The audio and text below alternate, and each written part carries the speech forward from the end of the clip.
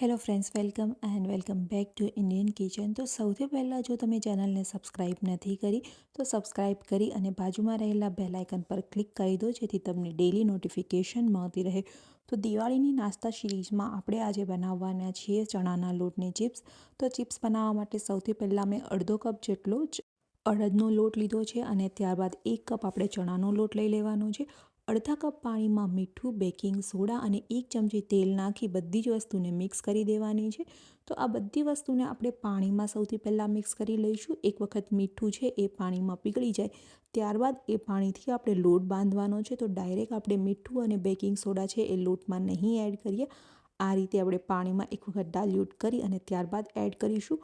હવે આપણે લોટ તૈયાર કરી લઈએ. તો એકદમ સોફ્ટ લોટ અહીંયા આપણે બાંધવાનો છે. તો પાણી અહીંયા આપણે બિલકુલ એડ નથી કરવાનું. જે આપણે અડધો કપ પાણી લીધેલું હતું એટલા જ પાણીથી આપણો લોટ એકદમ પરફેક્ટ રીતે બંધાઈ જશે. તો તમે જોઈ શકો છો અહીંયા આપણો લોટ છે એ બંધાઈ અને તૈયાર થઈ ગયો છે. એકદમ સરસ રીતે આપણે મસળી લેવાનો છે, જેનાથી સોફ્ટ થઈ જાય. અને લગભગ 5 થી 10 મિનિટ માટે મેં રેસ્ટ કરવા મૂકી દીધો હતો. હવે એમાંથી આપણે નાના નાના બોલ્સ તૈયાર કરી લઈશું. તો જે સાઇઝની તમારે પૂરી તૈયાર કરવી હોય એ સાઇઝના તમારે બોલ્સ તૈયાર કરી લેવાના છે. તો જ્યારે પણ તમે આ ચિપ્સ બનાવવા માટે લોટ બાંધો ત્યારે લોટ એકદમ સોફ્ટ બાંધવાનો છે. જો તમારો લોટ એકદમ સોફ્ટ ના હોય તો થોડીવાર વધારે એમને રેસ્ટ કરવા રાખી મૂકવાનો છે. તો આ રીતે હું નાના નાના કટ લગાવી અને બોલ્સ તૈયાર કરી લઉં છું. તમે અહીંયા એક મોટી પૂરી તૈયાર કરી અને ત્યારબાદ પણ એમની ચિપ્સ બનાવી શકો છો. તો મેં અહીંયા મીડિયમ સાઇઝની પૂરી બનાવવા માટે આ રીતના મીડિયમ સાઇઝના બોલ્સ તૈયાર કરી લીધા છે.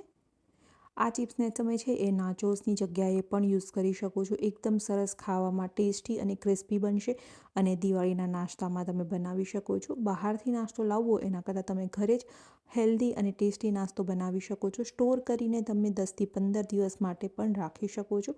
હવે આપણા જે બોલ્સ તૈયાર કરેલા હતા એમની પૂરીઓ બનાવી લઈએ. તો પૂરી આપણે એકદમ પતલી બનાવવાની છે, જાડી નથી બનાવવાની. તો તમે જોઈ શકો એ રીતે આપણે એકદમ પતલી મેં અહીંયા પૂરી તૈયાર કરી છે. જો આ રીતે એકદમ પતલી પૂરી છે એ પરફેક્ટ ના વણાતી હોય તો તમે નીચે છે એ બેકિંગ પેપરનો ઉપયોગ કરી અને પણ પૂરી વણી શકો છો.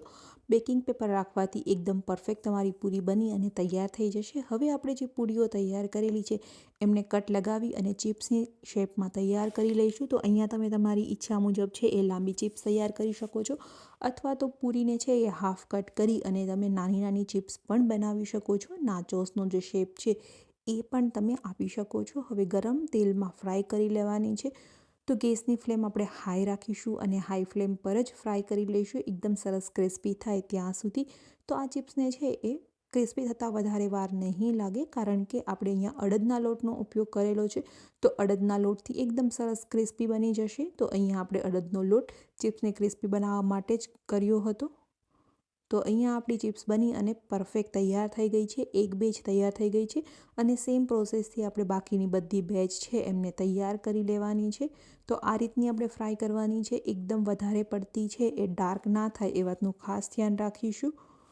તો બસ આ રીતે બાકીની ચિપ્સ મેં તૈયાર કરી લીધી છે અને આપણી ચિપ્સ બની અને બિલકુલ તૈયાર થઈ ગઈ છે. રેસીપી કેવી લાગી કમેન્ટ કરીને જરૂરથી બતાવજો. અને જો હજુ સુધી તમે ચેનલને સબસ્ક્રાઈબ નથી કરી તો સબસ્ક્રાઈબ કરી અને બાજુમાં રહેલા બેલ આઇકન પર ક્લિક કરી દો, જેથી તમને ડેઇલી નોટિફિકેશન મળતી રહે.